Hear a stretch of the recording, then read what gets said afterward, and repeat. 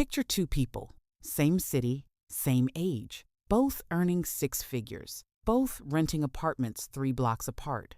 Identical resumes, identical zip codes, identical on paper. The first person drives a new car. Subscriptions stacked, wardrobe sharp, dinners out 3 nights a week. Every surface of their life looks successful, unmistakably so. The second person drives a 7-year-old Honda, buys groceries on a budget, wears the same jacket every winter. Their apartment is modest, almost sparse, unremarkable. On the surface, the first person looks wealthy.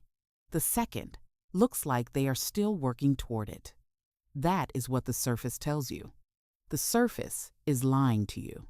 The first person has $400 in savings, not $4,000, $400. Their credit card carries a balance every single month without exception. Every month, the second person has a brokerage account sitting at $92,000. They started at 28. Nobody at the office knows. They have never mentioned it once. The first person knows the anxiety, the checking account refresh on a Sunday night, the mental math before a dinner invitation, the quiet dread that arrives every January. The second person knows something different. They know what it feels like when the money is already handled, when the future is already being built, quietly, without applause. Both of these people exist in your life right now. You probably know versions of them. You might be one of them and not fully realize which one yet. That is about to change.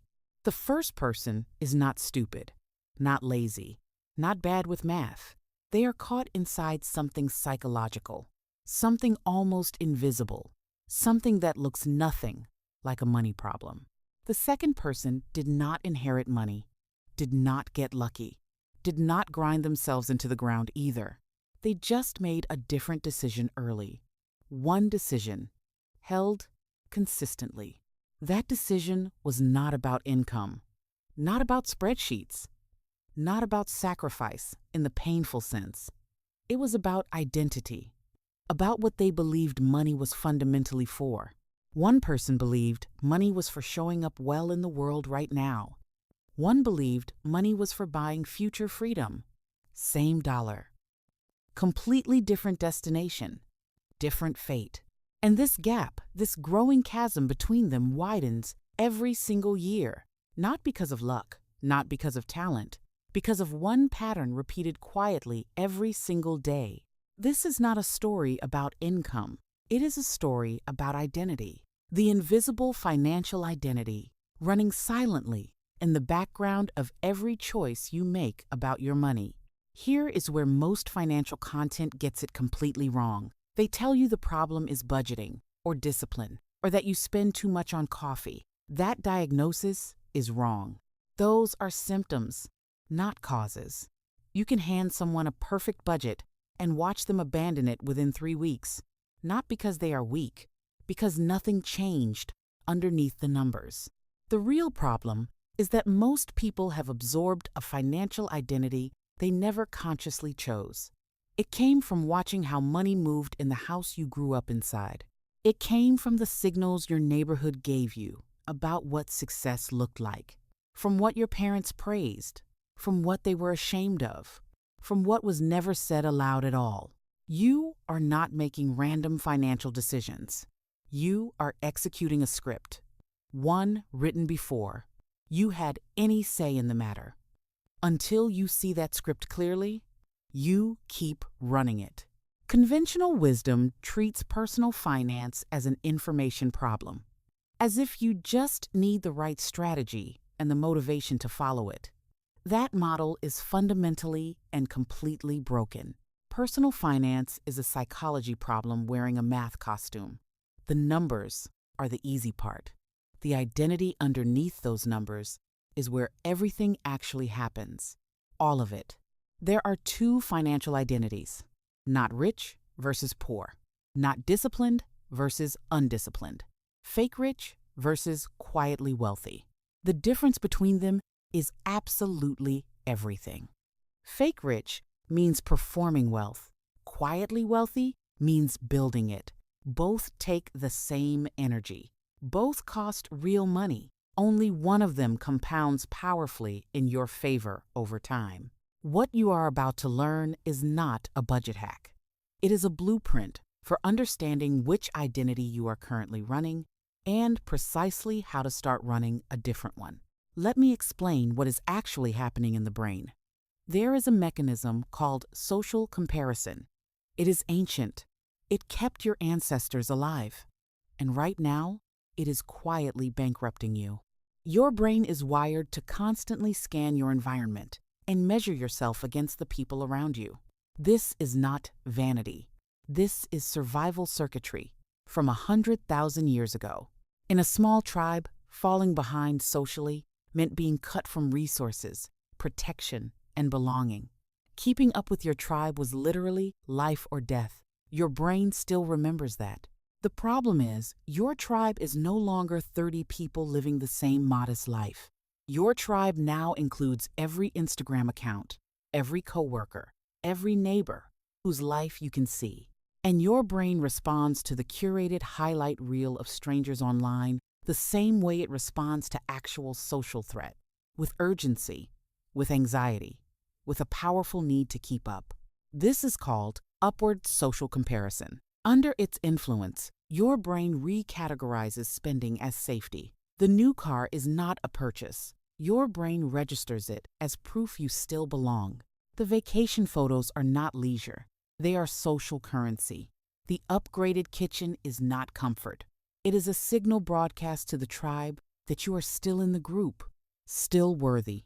The quietly wealthy person has largely disconnected from this mechanism, not because they are cold or antisocial, because they discovered a completely different and more powerful measuring stick.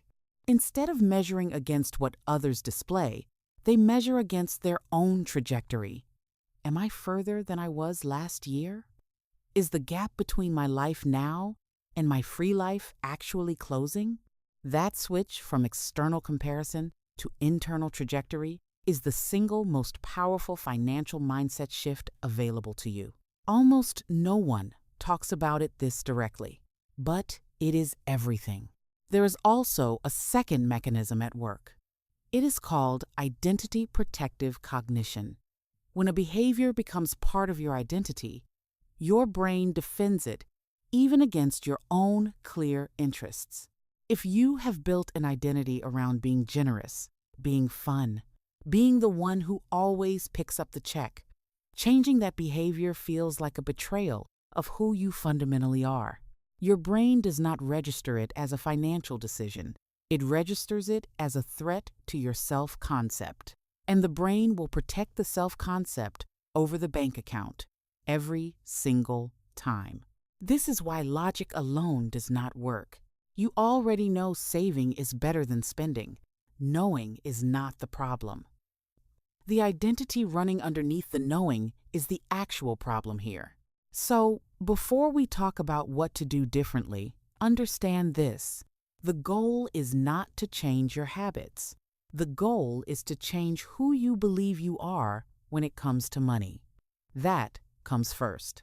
The first principle is called the visibility trap, and it might cost you more than anything else in this video, more than any single purchase, more than any one bad financial decision. Imagine you get a raise, a real one, 12%. You feel it. You deserved it. And within 60 days, your monthly expenses have quietly risen to match it almost exactly, almost perfectly. You did not sit down and decide to inflate your lifestyle. It just happened. A nicer gym, Ubers instead of the bus, the premium version of the app, the restaurant instead of the kitchen. Each individual decision felt reasonable. You earned this. You can afford it now. That is true. But collectively, those decisions swallowed the raise before it could build a single thing. This is lifestyle inflation. Economists call it hedonic adaptation. Your brain adjusts your baseline upward every time your circumstances improve. The upgrade stops feeling like a luxury fast. It starts feeling like the minimum. And when the minimum keeps rising, the gap between what you earn and what you keep never widens. The treadmill speeds up. You run faster, same spot. The psychological mechanism underneath this is called the hedonic treadmill. It is not a character flaw. It is factory-installed firmware. Every human brain runs this. Yours is not broken. The quietly wealthy person does not resist comfort. They impose a rule. Every raise, every windfall, every bonus 50% goes to the future before the present can even touch it. Not because they are disciplined robots, because they have accepted that the present will always expand to fill whatever you give it. So, you give the future its full share first, always. The reframe is this. It is not about spending less. It is about allocating before the brain recategorizes the money as normal income. Speed is the variable. Automate it before you feel it. The second principle is called the liquidity identity, and this one goes against almost everything you have been told about what a financially responsible person is supposed to look like. Think of someone you know who earns well but lives in a quiet state of financial stress. Not broke, not visibly struggling, but never quite free. No room, no slack, no margin anywhere. Their money is always spoken for. The mortgage, the car payments, the subscriptions. Every dollar has somewhere it is already committed to go. There is simply no space left anywhere. Financial experts call this illiquidity. Having your net worth locked in obligations and hard assets you cannot easily access means that any unexpected expense becomes a genuine crisis. Always. The fake rich identity is built on commitments, big visible ones, a car payment that signals arrival, a house in the right neighborhood with a mortgage that stretches the budget every month. These commitments feel like wealth because they look like wealth from the outside. The house is real, the car is real, but the freedom, the ability to move, to choose, to stop is gone. The quietly wealthy person understands something essential. Liquidity is a form of power. Accessible, flexible money is not a sign that you have not figured out what to do with it yet. It means you have options. A bad month does not cascade. An opportunity, a business idea, a real estate deal, a career pivot can actually be taken without immediate panic or disaster. The emotional truth is that the committed lifestyle feels safe because it is full. Fullness feels like abundance, but it is a trap. Empty space in your finances is not failure at all. Empty space is strategic optionality. The quietly wealthy person defends their slack the way others defend possessions. The reframe. Margin is not what you have left. It is what you build first. The third principle is called the comfort anchor. And this one is subtle. It is the one that will have you nodding along right up until the moment it describes you exactly. Stay with me. You have a number in your head, a lifestyle level, maybe a neighborhood, a car tier, a vacation budget, a version of success that feels right for someone at your age and income level. That number is your anchor. It was set by your upbringing, your peer group, and the version of success you absorbed from culture long before you had any real critical distance from it. The problem is, the anchor does not adjust for your actual financial goals. It adjusts for your ego. And your ego was shaped by a world with zero interest in your future financial freedom. When you consider moving to a cheaper apartment to accelerate your savings, something visceral pushes back. Not logic, a feeling. It feels like going backward, like failing, like shrinking. That feeling is the anchor doing exactly its job. Your brain has classified that lifestyle floor as a survival threshold. Dropping below it registers as threat, as loss, as actual regression. The psychological term for this is loss aversion anchoring. Losses feel approximately twice as painful as equivalent gains feel good. Moving the anchor down always feels worse than it actually is. The quietly wealthy person deliberately challenges their anchor at regular intervals, not to punish themselves, but to stay in control of the floor, to choose it consciously rather than inherit it. They ask one question: is this anchor serving my future or protecting my ego? If it is protecting the ego, it is costing something real. That question, asked honestly, changes everything. The reframe is not to live uncomfortably. The reframe is to consciously set your own anchor rather than let advertising, peer pressure, and habit set it for you without your permission. The fourth principle is called wealth theater. Once you see it, you will see it everywhere, in your social feed, in your neighborhood, in the parking lot of the gym on a Tuesday morning. Wealth theater is the performance of financial success as a social activity. It is not just spending, it is spending for an audience. Every purchase carrying a message intended for someone else. The car that costs 3 times what a reliable car would cost. The bags that announce the brand before you see the bag. The hotel upgrade that equals a full month of index fund contributions. None of this is irrational if the goal is social status. For social status, these are highly efficient tools. But if the goal is financial independence, they carry an extraordinary hidden price. The psychological engine behind wealth theater is status anxiety. The fear that without the right signals, you will be read wrong, underestimated, dismissed, left outside the right rooms forever. And the cruel irony is that the people already in those rooms, the genuinely wealthy ones, rarely perform. They belong, and they know it. The performance is almost always for other performers. Studies on perceived wealth consistently find this. People overestimate how much others notice their displays. The audience is not watching as closely as the performer believes, not even close. The quietly wealthy person has made peace with being underestimated. Their real audience is their future self. And their future self does not care what the leased car said about them at 32. Every status purchase carries a hidden cost that never appears on the receipt, the compounding return of the money that did not go into an investment account. Instead, that cost is invisible now. It becomes very visible 15 years later. The theater was free to watch. Performing in it cost a decade of compounding.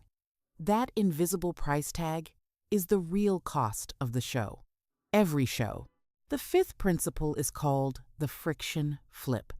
This is the most mechanical, the most immediately actionable, and also the most consistently underestimated principle in all of personal finance. Human beings follow the path of least resistance, not because they are lazy, because the brain is an efficiency engine. It routes behavior toward whatever requires the least cognitive effort. The fake rich lifestyle is frictionless by design. One-click purchases, instant delivery, saved card details, auto-renewing subscriptions, everything engineered to remove the pause before spending. That pause, that single moment of friction between the impulse and the action, is where your financial decisions actually live. Remove the friction, and you remove the decision entirely. Gone. The quietly wealthy person adds friction to spending and removes it from saving. They make the default action the one that builds wealth, not the one that quietly drains it day after day. Investments are automated. The money moves before they see it. But to buy something above a threshold, they wait 48 hours. Not because they cannot afford it, because the pause works. The pause gives the prefrontal cortex time to catch up with the limbic system. The emotional brain wants the thing immediately. The rational brain, given 48 hours, often does not want it. The psychological research here is unambiguous. Adding a cooling-off period to discretionary purchases reduces spending without reducing satisfaction. You genuinely do not miss what the pause removes. The reframe is engineering your environment rather than relying on willpower. Willpower is finite and depletes by noon. Your environment runs 24 hours a day. Design it to build for you. You do not need more discipline. You need better architecture.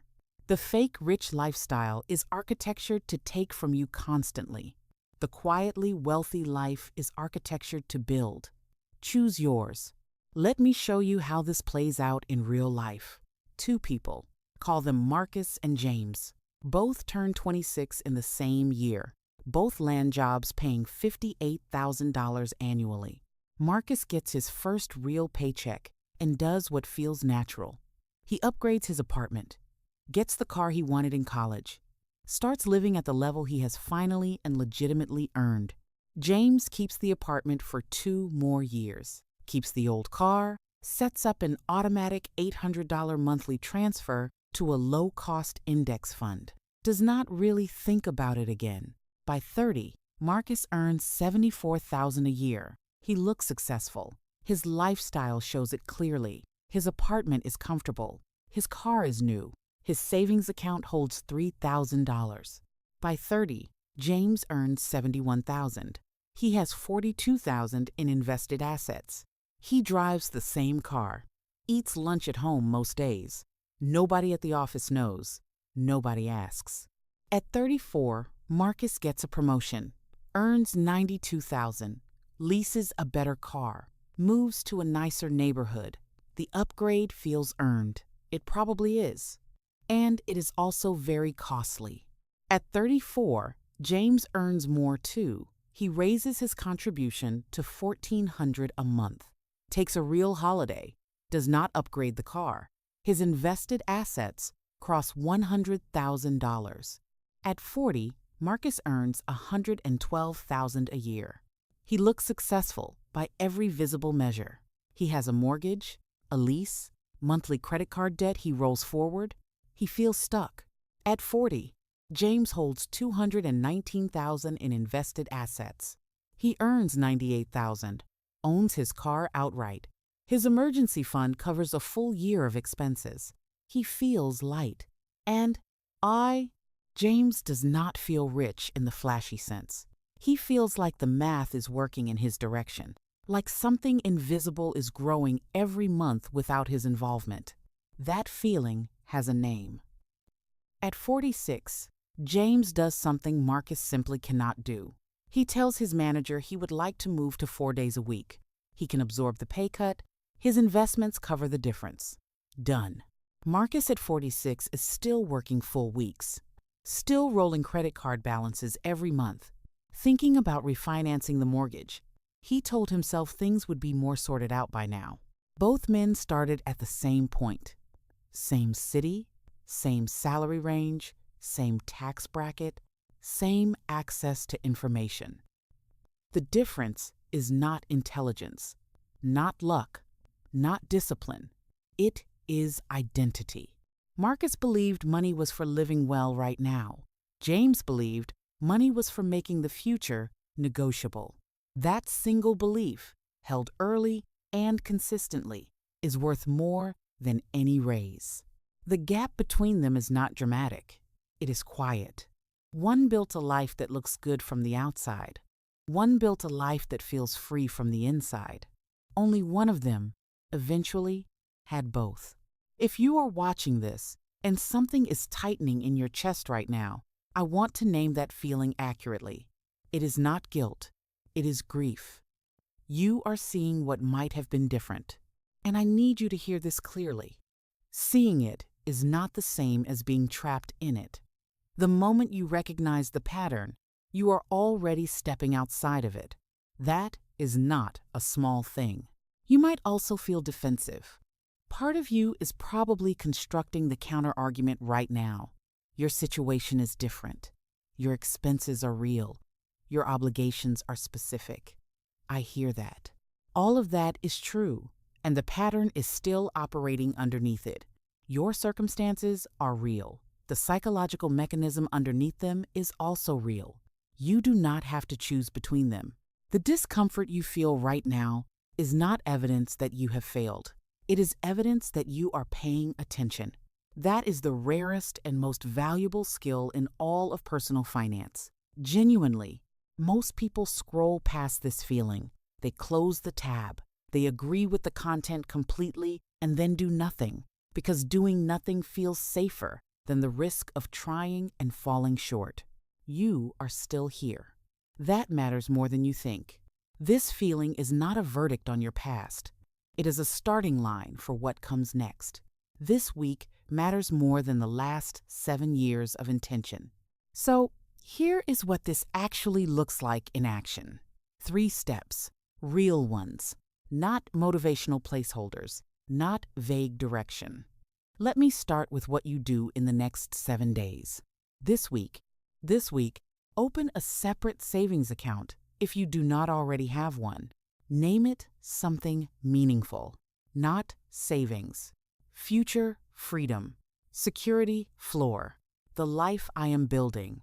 The name matters. 12 verses 12. 12. 12. 12. Transfer one amount into it today. Not the perfect amount, not the amount you will transfer once the budget is sorted. An amount, any amount, today. That account is now real. It exists now. This week also, write down one recurring expense that is performing wealth theater for you. One subscription, one habit, one payment that exists for the audience more than for your actual life. You do not have to cancel it today. Just name it. Naming it removes the automatic quality. It places a conscious decision between you and the behavior. That is the beginning of the friction flip. This month, set up one automated investment, any platform, any amount above what you can comfortably spare right now. The automation is the entire point, not the amount. Let the system work. This month also, audit your social comparison inputs, the accounts you follow, the conversations about money, the environments where you feel the pull to keep up. Reduce one of them deliberately. This year, write one identity statement, not an affirmation, a factual declaration of direction. I build quietly. My money works while I sleep. I am not performing wealth. I am creating it. Read it weekly. The identity shift is the slow one. It is also the only shift that makes every other habit permanent. When behavior matches identity, you stop needing motivation. It simply becomes who you are. You are not trying to do better with money. You are becoming someone for whom this is simply how it works. That shift is quiet. It happens through small, consistent actions, not grand gestures ever. Picture yourself 15 years from now. 2 possible mornings.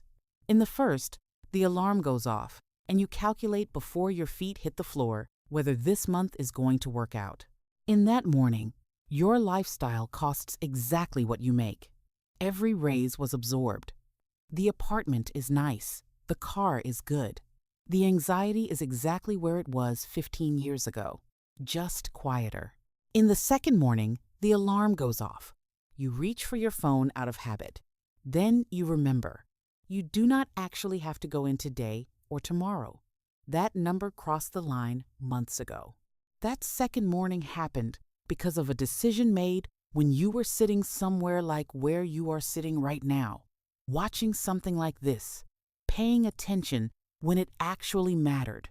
The quietly wealthy life is not deprivation. It is design. Every dollar has a direction. Every commitment was chosen consciously. The freedom feels like what success was always supposed to feel like. The fake rich life is not bad people making bad choices.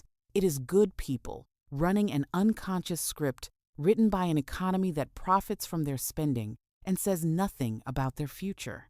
The economy will keep performing. The ads will keep running. The social feed will keep curating proof that everyone else is living better than you right now. None of that is going to change. What changes is you. Specifically, the moment you stop measuring your life against other people's performances and start measuring it against your own future, that is when the quiet wealth begins.